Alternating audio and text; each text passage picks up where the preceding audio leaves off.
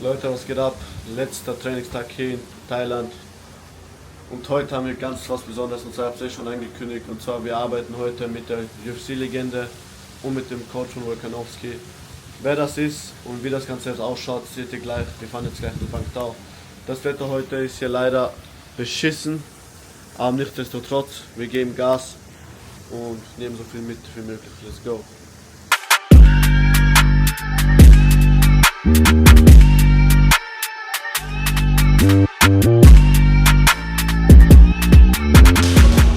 You're planning to have a fight? I was trying, I was planning on it, and then I got busy with Weili, Okay. and so I was like, oh, I'll fight after Weili fights. But then now Alex Volkanovski also got a fight, Okay. so now I have to wait even longer, bro. Okay, okay. A little bit too hard to train Yeah. and train them at the same time. Training and teaching is not so easy, right? Yeah, well, their fights are more important, right? Like they're trying to keep the belt, get a new belt, so Yeah. mine's not so much as important as theirs, bro. So I'll chat after them. Okay. But still in the UFC then? Yeah, still got like 2 more, So nice. and then I'll stop. You will stop after? You want to so. retire? So- Really? I don't know if I'll retire, but I think I'll stop MMA. Okay. I might go back and do some kickboxing. Ah, okay, nice. It's your boxing. background, right? Pardon? Yeah. I miss it. I miss it a lot, bro. Okay. 1FC is so close. It's like in Bangkok, right? Yeah. Yeah. So you would like to do kickboxing there then? Yeah, Ah, nice. I would like to go there because they have the best kickboxers, so Okay. more fun. And it's close to home.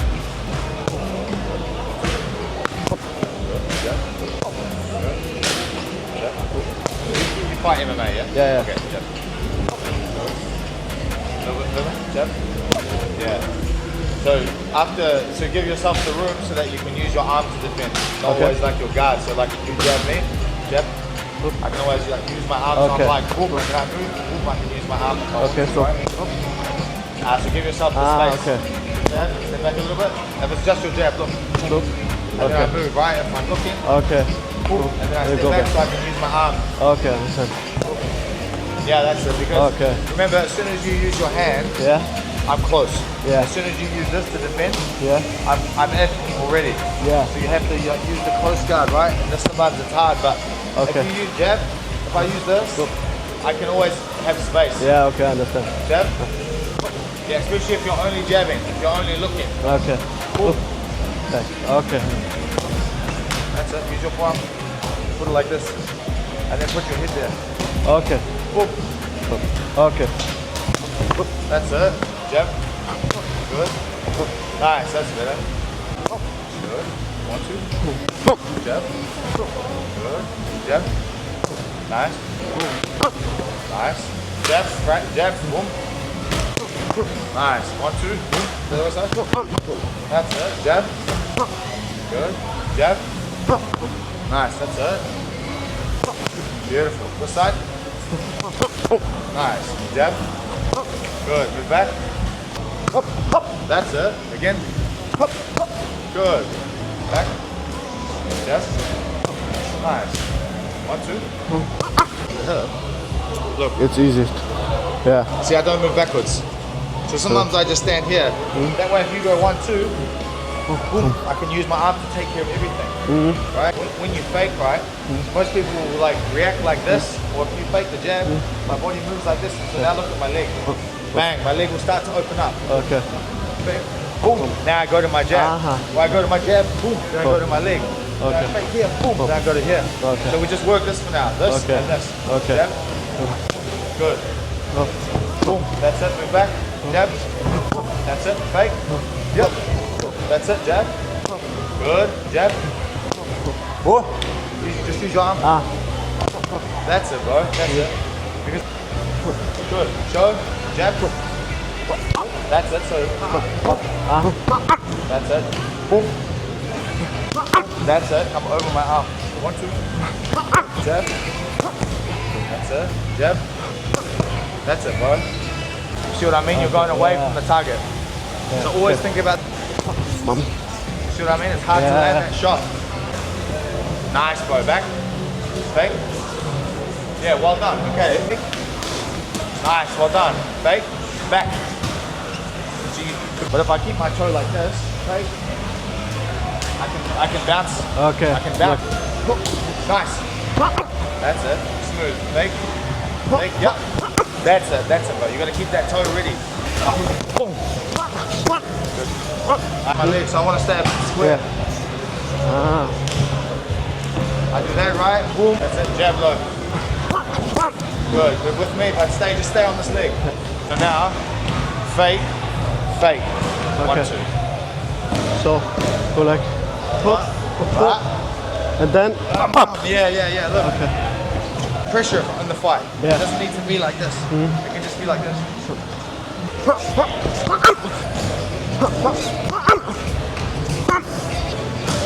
Yo.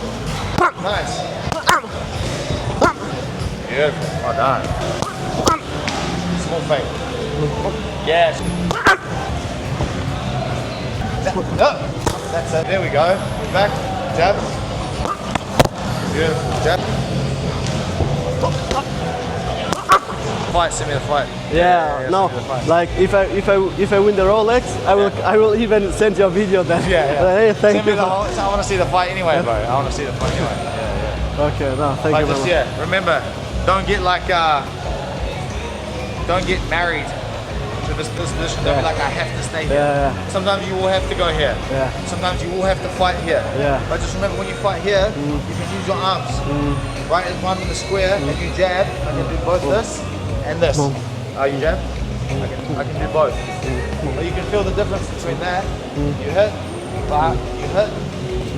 But I can just. Guys, what's up? We're here with a UFC legend and coach. Hey, what's up, guys? My name is Brad Riddell. So I'm currently mainly a coach here at Bangthao Muay Thai. I'm still part of the UFC. I have a few more fights to go. Some people I've coached is Alex Volkanovski, Zhang Wei Li. I've helped with Israel Adesanya. I've had like a lot of UFC fighters, and obviously there's a lot that come through here. And yeah, I'm like really lucky to get to work with a lot of fighters all the time, and pass on the knowledge that I've been fortunate enough to be taught by my coach. So yeah, it's definitely a pleasure to meet people. So it was a big honor for me to learn today from such a fighter, such a coach. He teach me a lot of crazy things that I saw already from Volkanovski, but to hear it from his coach is like crazy. You know? Also, it's a big honor for me. So, which advice would you give young fighters that start career? Some advice? Yeah. Ooh. I think if most of you guys are still in the sport, you're doing the right thing, right? It just takes a lot of time and a lot of practice. My advice for the modern day fighter is that you just need to be on the mats all the time, because everybody's getting good from a really, really young age. So it's just going to come down to who spends the most time on the mat practicing their craft. And I don't mean going crazy and training hard all the time.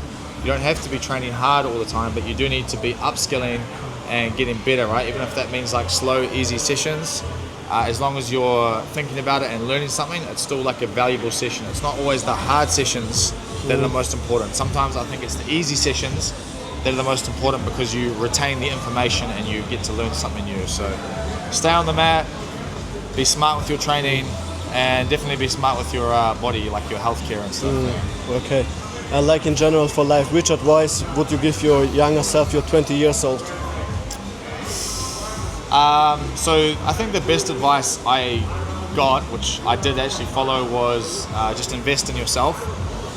So a lot of the money that I made earlier in my fight career, I actually like reinvested into myself, like upskilling with like different coaches, traveling a lot like you have, and learning a lot, right? So sometimes it can be a little bit scary and nervous to travel overseas to places like this, because you hear of like, you know, hard sparring and crazy fightings. But I think even if you go on one of those trips and you learn like one thing, it's an investment, right? Like there's a few things I've used in my UFC fights that I literally learned them from a friend, because I traveled home for a holiday and went and had a training session with him for fun, just to catch up, and he taught me something, and I actually ended up using it in one of my UFC fights to get somebody off my back or get out of a bad position, right? And the only reason I learned that is because I decided to go home and train with somebody else. You know, I'm not saying leave your coach, stay with your coaches, be loyal, but traveling and learning is essential, I think. Okay. Thank you very much. Like one of the last questions. Like you had so many hard fights. Which was the hardest fight from your career? Well, I think for kickboxing, the hardest fight I had was with a Thai guy in China, a southpaw. Okay. He wasn't the most like versatile fighter. He didn't have like crazy different strikes and skills. He just had an insanely hard left kick, and that one hard left kick was all I could think about during the fight. Like if I saw his hip move, I'd be like, oh shit, here it comes. And then, I had 2 fights with this guy. I won one, he won one, and then I retired from kickboxing and started my MMA full time. So that guy's still stuck in my head. His name's Rangui. It's actually on YouTube, and you can see when he kicks me that it's making me really uncomfortable. And for MMA, I think my first fight was physically my hardest because it was my first time at 155. So my debut was my first time at lightweight, and hard fight, very dehydrated, nervous, all those things. So I don't remember anything. Okay, really crazy. Fight, man. I got a concussion. It was a couple of days that I'll probably never get back, but yeah, it was a hard one. Okay, crazy. And so the last thing, like I think the most of the fighters, of the guys who's fighting have this, like about the mental part, like how you handle that in front of the fight, like how is it with you? Are you with your family? Are you alone? What you do for a mental part that you're healthy? You're going healthy into the fight. I think that's actually a really good question. That's like one of the best questions I've heard in a long time. I think there are many fighters that could have had been very successful, and they never did make it just because of what you're speaking about, the mental side of things. They never trained the mental skill set you need to fight. If I ask you how many hours a week do you spend training your body? Maybe 10, 20, a lot. Right? I don't know, like a lot. Mind? Every day. On your mind every day? No, on your how mind many never. On your mind? Exactly, right? So you spend 100% of your time on your body. Yeah. But then the fighting is just this. Yes. Because you can prepare physically the same way I can prepare, right? But if one of us is better up here, that person's probably going to win, right? And so my advice out of this whole conversation would be learn how to train your mind. And you know, there's fighters that technically aren't that good in the UFC, but they do very well because they just they're so mentally prepared. They've walked through that situation many times in their head over and over. They spend time training their mind, their confidence is up, and the other person's physically more capable and better than them, but they just mentally are not prepared and they break.